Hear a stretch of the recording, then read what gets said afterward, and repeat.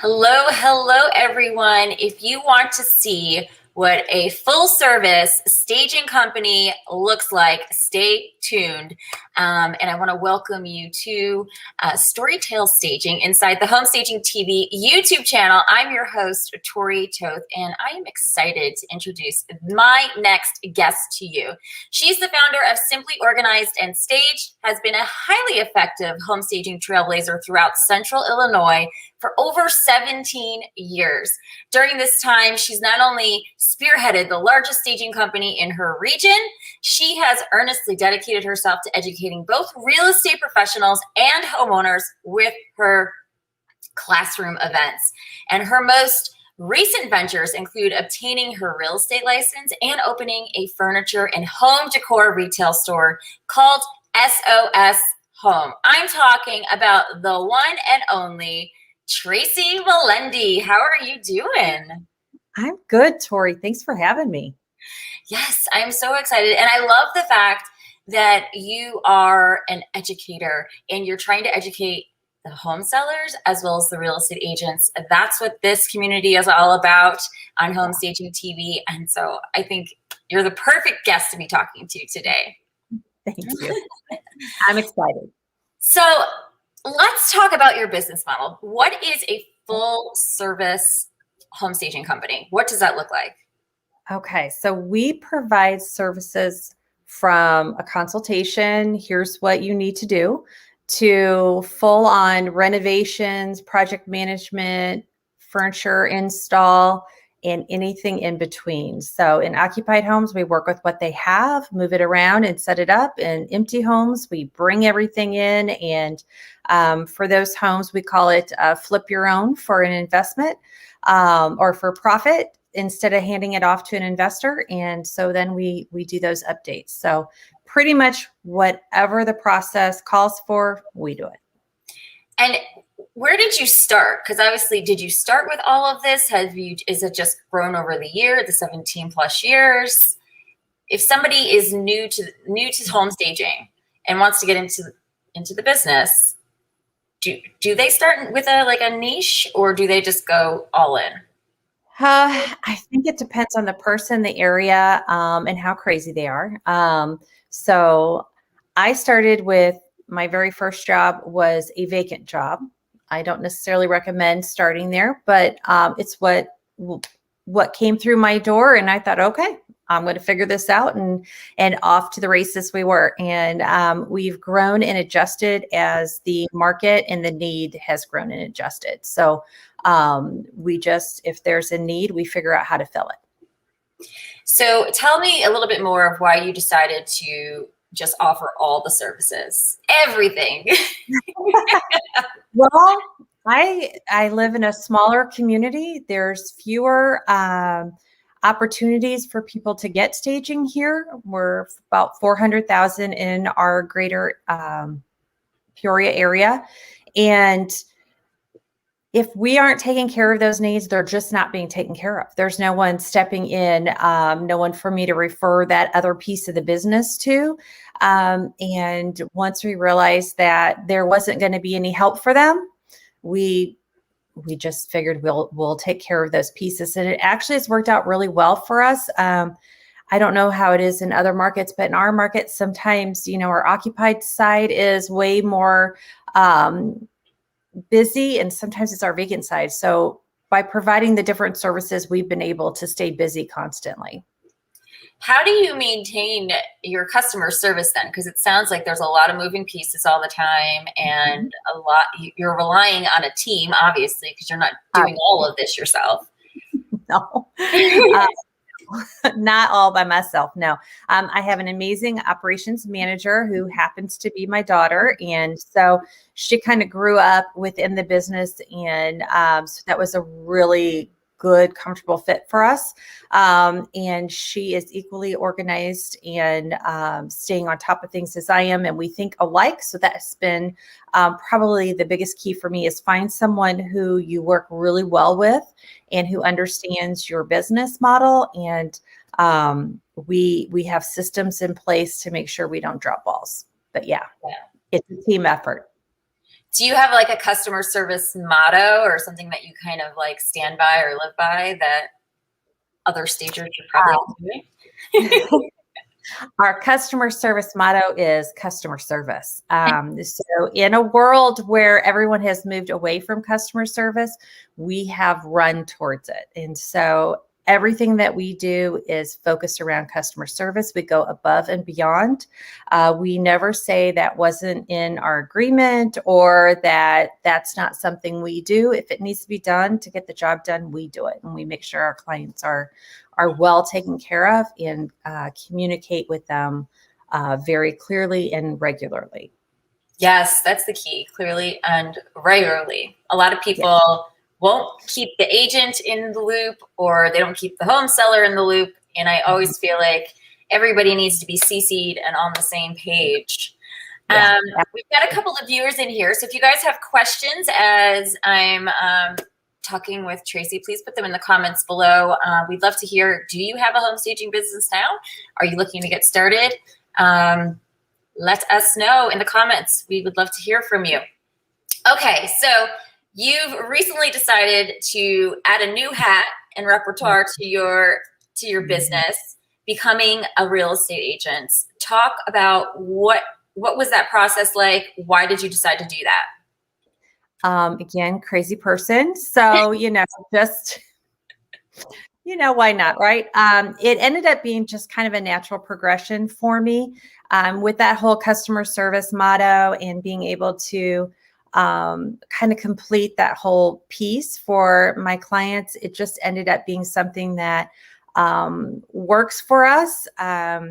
We were a little bit slow during the pandemic, and I can't be idle, so why not get a real estate license? And it seems to be a really good fit. The ability to, as a stager, you kind of understand how a house functions, how it works, how to set it up. And so as I go through houses with my clients, being able to talk them through those things, I think is such an added benefit for them that it just feels like a really good fit for us.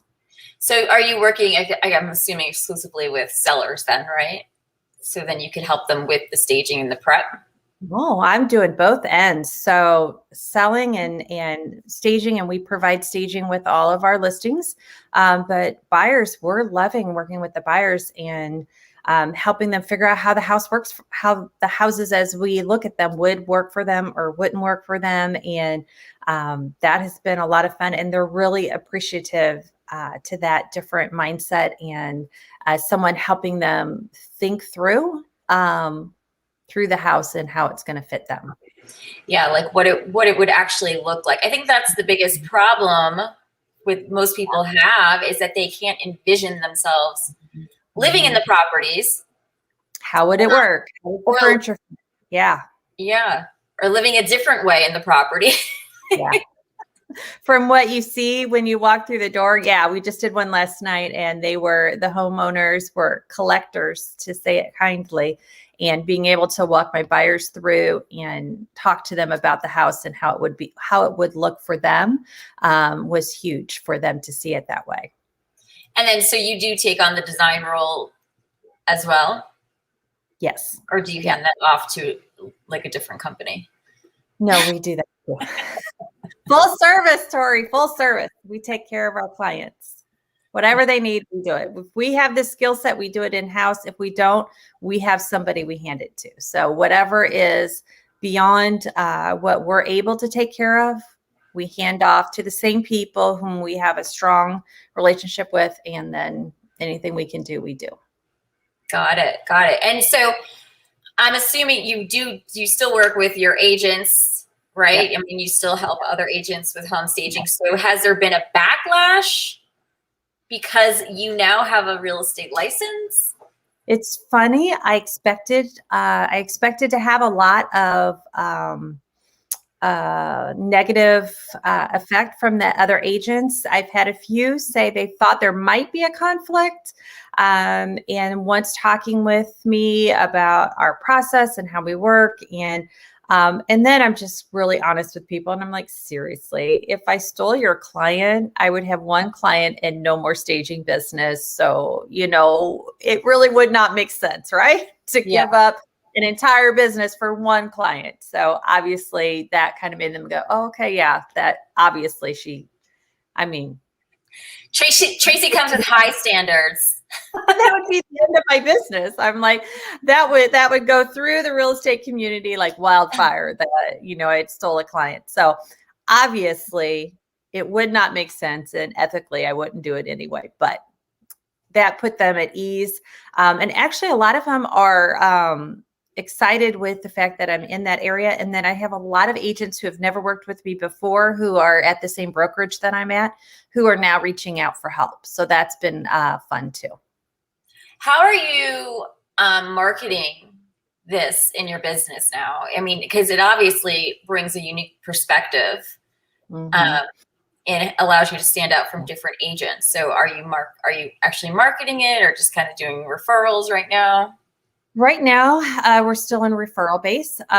We have a game plan for marketing and so forth, but like everything that we have added over the years, we like to start slow, low grassroots effort, work out the kinks, and then move forward. So the real estate's still new. I'm still a baby realtor, and so we're working out all those kinks, and then we'll hit that with marketing on.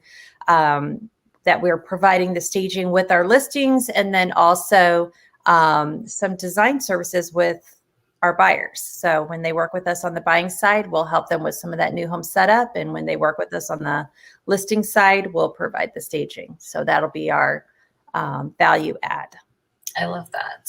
I love that. So this has always been a tough conversation for agents. Right. To have this home staging conversation, the property presentation. You don't want to say, hey, your house SUCK. So Mhm. how do you suggest agents introduce staging to their clients? How do you do it now? Okay. Can you share something about that?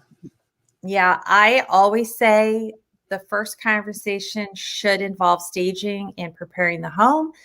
All of those conversations should be stated from the point of marketing, using marketing terms, never talk from design, and state it to every single client so that you haven't handpicked the ones that really, really need it. And they know if that's what you're doing, that this isn't something you always do. And the other piece of this is I educate my agents that if they don't mention it in the beginning, hindsight is amazing 2020, right? So if you bring it up to me 3 months down the road, I would have said yes. I know I would have said yes if you told me in the beginning, because look, I've lost all this money and this time and this stress. So if you had told me, I would have said yes. That will be their answer. And if you say it in the beginning and they say no, when you have to bring it up later, and I also tell them, every time that you have to discuss a price reduction or feedback, bring staging back up. Is this something that you would like to revisit and think about now? And that way they can't say, it's your fault I lost this money. I would have done this if you had shared that information with me. So it really protects the agent to discuss it from the beginning. And a lot of the people are going to say no, but at least you have offered it, and you didn't decide for them. That makes sense. Yeah. Yeah. You can't just anticipate what somebody else is going to say. Well, and I always tell them that the decision is the homeowners to make, but they can only make the decision with the information that they have. Mm-hmm. Giving them the knowledge to make a educated decision is the agent's and or stager's responsibility. So they can only make the decision with the information they have. Educate them and then allow them to make that decision. Well, it's also part of their responsibility, right? It's part of their duties. Mm-hmm.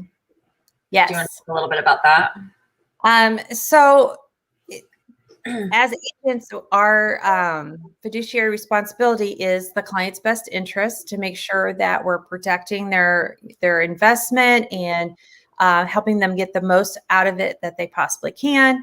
And what better way than to help them present their property in the best light so that they can get the best dollars out. So it really is the responsibility of the agent to make sure that the homeowner, the seller, is aware of what all of their options are for everything that goes through the selling process, and make sure they are fully educated. It sounds so simple and like a no-brainer that yes, stage your home. But what is the disconnect? Why is it such a struggle for home stagers to have relationships with agents and and actually create a thriving business? I think a good part of it, and I'm still trying to figure out all the pieces of this, but my insight at this point is that as agents, the home seller who's hiring them assumes that they are an expert in all things to do with the home. Mm-hmm. And that's just not true. They're actually an expert in the legalities of selling a home and the ability to negotiate and get that contract written correctly and make sure that home closes correctly and all legal things are done. There is no information when you go through to get your license that has to do with how to present a home or how to market the home. And so that piece is not being taught. And so the going back to that whole, educate for educated decision, as stagers, we need to educate agents as to how this whole process works and make sure they fully understand how staging benefits them. The other piece of this is that agents have a tendency to not want to offend their clients and are up against other agents. So sometimes agents will lose a listing because they're pushing for staging when the other agent said, your house is great. I can sell it just like it is. You don't have to do a thing. And so when they're up against that, when they're competing for a listing, they can lose a listing because they're pushing for staging. So it's a crazy fine line that agents are going to have to learn to walk, I think. But giving them the information that this is an option, not insisting that it be done, but here's the option and here's why I would recommend that you do these things. And then also sharing with them their house falls into a range, lower range, higher range. Where do you want to land? And your presentation has everything to do whether you're at the top end of that or the bottom end of that range. So again, it all comes down to educating. Yes, educating. Do you think, or like, I guess, where do you see the industry going? Do you think we end up being like an appraisal or an inspection where it has to be done? Or are we always just going to be kind of wishy-washy about it? Oh, maybe not. That's a really good question. I wish I had a really good answer for you, but it's a really good I would like to say that we're going to end up to the place where everybody prepares their home before it hits the market. I think that as a society, we have moved so far away from customer service, and real estate is probably falling into that same category of less and less customer service with things like Zillow being a brokerage, and you can just go online and pretty much do everything self-service. I don't know what will happen, but I know if you want to stand out in a world with no customer service, go above and beyond with customer service. And I think for any agent, if you educate the agents that you're trying to work with that mindset, how are they going to distinguish themselves from their other agents and from things like Zillow?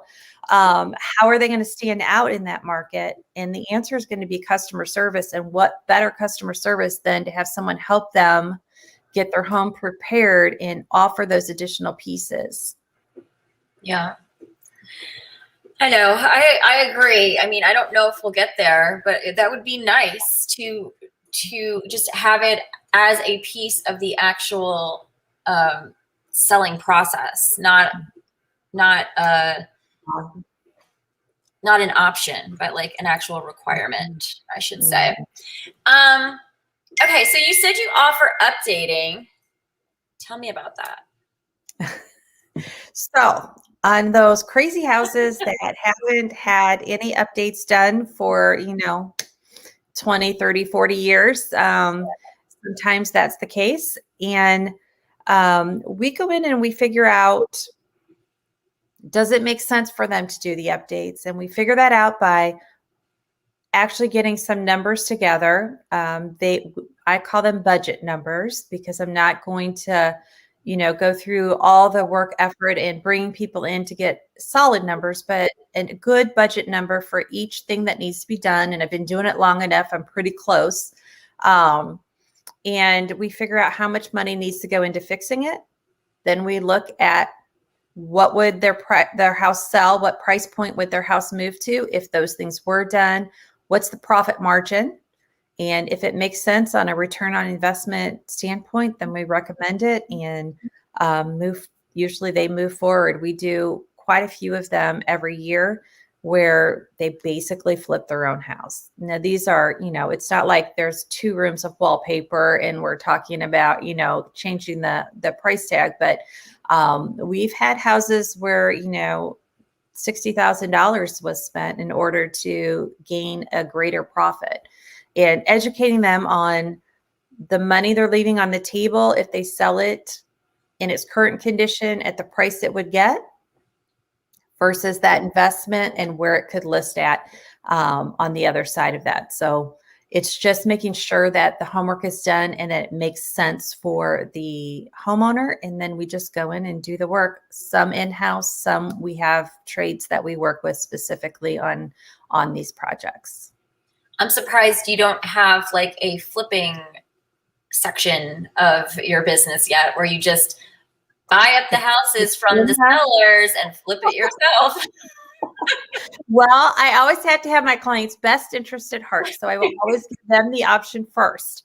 But we do have in the vision to flip some homes ourselves. But yeah, my mantra is my client's best interest always comes first. That's always what I have at heart, and it comes through, which is why I think they are willing to take the advice that we give and work with us. Is they know that I'm coming from a place of what's in their best interest and making sure they're taken care of.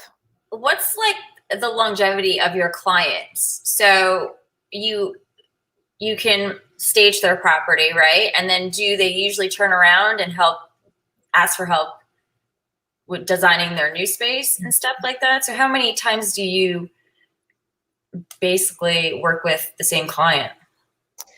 We have a lot of repeat clients. So we do the staging. A lot of times they'll bring us into their new home to do the design side there.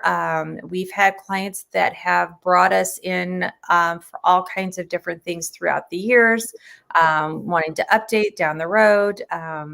Most of our clients whom we've staged with, if they sell again, have called us to come in and stage, which is how I've ended up meeting a lot of realtors that I haven't worked with before, because it seems like they pick a different realtor the second time around, but they still pick us. And so, so then we're able to introduce ourselves to a new agent in the mix and build that way. But yeah, we do have a lot of repeat clients and a lot of people who want us to fly to wherever they're moving to help them in their new location too. So I haven't taken anybody up on that one yet. That would be a nice new service as well. Yeah. As soon as COVID's gone, and then you can just easily flexibility travel. There you go. So I know a lot of stagers are getting a lot of pushback because we're still in a hot seller's market right now. And a lot of agents are saying they don't need a home stager. Do you think this is necessary right now in this market? I think it's more necessary now than in any market. And my reasons being back to that whole customer service mindset.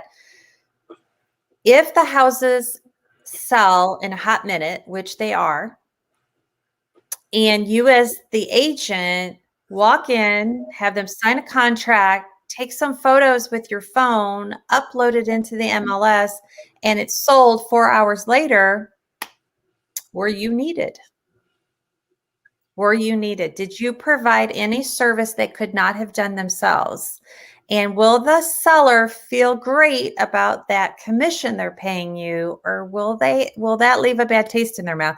And then when they talk to their friends and family, are they telling them, I wish I would have done it for sale by owner. I don't think I needed that agent's help. And then everyone they know, when they go to sell a house, they're going to go for sale by owner, right? Because there didn't seem to be any reason to hire that agent. So if a house is going to sell in a hot minute, you need to bring more service than ever before to show your value as an agent and to show your professionalism, and that in any market, you provide the same service and you can get your clients the best price for their home in the shortest amount of time, regardless of what the market is doing. I've heard a lot of agents that are giddy over the fact that, oh, they're selling so fast. And when I point out, did you provide any service that made them feel like you were, a big piece of that result, or not? Because that's how you're going to get referral business. And it's funny how they then stop and ponder that very thought a little bit harder, that, oh gosh, yeah, the whole point of staying in business as a realtor is referral business. And so you want your clients telling everyone they know about the experience they had with you. So educate your agents on how important the service that they provide in this market is. It may not be as necessary to get the house sold, but it's 100% necessary to keep that agent in business and for the seller to get top dollar. What advice do you have for home stagers looking to build their real estate agent list and start working with them and teaming up with them? I mean, I love that idea of saying, you need to really be focusing on your referrals and provide value that way. But how else can they show up for these agents? To try and get on their team and become like a recurring part of the process. Share your value, educate agents, build relationships with them. It's funny, but if you can be involved socially with agents, if you can educate them on anything that is real estate related and staging related, help them with information that they can share with their clients and be a support system for them. Don't offer to do it for free. Don't offer to do it at a discount. That doesn't work. That they'll just take advantage of that, and you're not going to get any repeat from that. But bring value and explain how you add value to that process, and slow and steady, one at a time, and build the relationship. Do things, phone calls. If you have the opportunity to reach out via text, email, or phone call as often as you can, because that voice to voice and having that conversation with them is really, really important. Invite them to do something social. Take them to dinner with your, spouse or significant other, and try to socialize where you can, and just build one at a time. But realtors are very social, and they will respond to that side. But you have to bring value and education as well. They're not going to hire you just because they think of you as a friend, but you'll stay top of mind if you work socially too. Yeah, I think too, focusing on the marketing aspect of it and not the whole design aspect of staging, right? Oh, 100%. Always marketing terms. Always, always, always marketing terms. I love it. Never, never, never design. Never design. Talk to me about SOS Home. I love this idea. So what So is this like where all your furniture goes to be sold afterwards?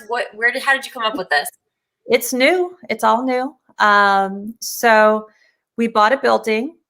The We'd been looking to buy a building for years and hadn't found one. So through the pandemic, we ended up buying a building, my getting a real estate license, renovating the building, and putting a store in it, all kind of in the same 3-month period. So it was a little crazy. But the building just kind of called for it. It had this it's got a 14,000 car count in front of the building daily. It has a storefront area in the building, and it just made sense to kind of add that. And people purchase our staging pieces right out of the staged properties. They always want to buy what's in the house. I just got another call. They want to buy everything in the house as it sits. I'm like, oh, okay. So Is that a struggle right now because it's so hard to get inventory? It is a little bit, yeah. So I still have some vendors and some people that I'm able to get some things from. But where we can sell it, we are. And I bought a lot for the store knowing that there was a furniture issue happening. My reps were really good about sharing that information with me. So I bought extra in our warehouse. We have actually 2 levels in the warehouse space. So I had room for it. So we've done that. So the store is new furniture. And then we also do warehouse sales still, and we incorporate that with the store and to liquidate some of our inventory. But the store is new, and they can take it right off the floor, and they don't have to order. We buy what we think is beautiful. It works great for our design clients. That was a big piece of it too. With all of our design work, it saves me so much time if I just have my own store to shop from rather than having to order or go out hunting for things for people. So that has been a huge time saver. And I just order for the store the kind of style and things that we would use in our staging projects. And people want to purchase our staging projects because they like our style. So we just kind of stayed true to that style. What is your go-to style? And before you answer that question, guys, if you have any questions for us, go ahead, put them in the comments below as we wrap up here. But yeah, what's the style of the furnishings? It's really clean lines, kind of somewhat modern, but not over the top. But we try to do just a very sleek, monochromatic, soft look that we can, throw a little color in here and there with art or pillows. But yeah, very clean lined, modern. Really love that whole industrial thing. So we get pieces that work well with that style. And I'm sure you probably source pieces that work well with the area that you guys live in. Mm-hmm. Yeah. Now, would you suggest that stagers open stores like this? Or are you saying this is a good model for you because of the town you live in, because it's something that they needed? Are you competing with big box stores when it comes to that? Or you've managed to really... We actually have a lot of boutique type stores in our area, which ours would fall under that category. So my competition really is more the boutique, home decor, furniture type stores. And again, I think that those are really popular because big box store, you don't get much customer service, and you go into a smaller boutique store and, we know our clients by name. They come in, we introduce ourselves, we get to know them, we reach back out to them, and we're really building the store with that whole relationship model as well. And so I think because of that customer service that people are missing everywhere else, that's really helping us. And I think the other boutique stores, rather than thinking of them as competition, I think they help us because there's some in our area, and it's fun to go check out all those little shops, and it's a fun way to spend a Saturday afternoon. And I think it helps us more than hurts us that we have those. And I don't really compete with the big box store. That people who want that service, they're not our client. I love that. I knew this was going to be a good conversation, Tracy Molendi. Thank you so much for joining us today. I know you're a very busy woman. Guys, 2 key takeaways here. Number 1, customer service. Number 2, education, always. Any final thoughts, Tracy? No, thank you so much for having me on. This has been fun. Yes. Thank you so much for joining us here in Storytale Staging inside the Home Staging TV YouTube channel. If you guys have questions, go ahead, post them below. I'll be back inside to help either answer your question or guide them to the right person or show them with Tracy here. Tracy, if anybody wants to learn more information about you, where should they go? You can go to our website, which is simply organized and staged .com, and you can reach us from there. Great. I love it so much. Please go check out Tracy, follow her on social media, and check out all the adventures that she is taking with her company. Super impressed, and I loved having you. Have an amazing day, everyone, and we'll talk to you soon. Bye.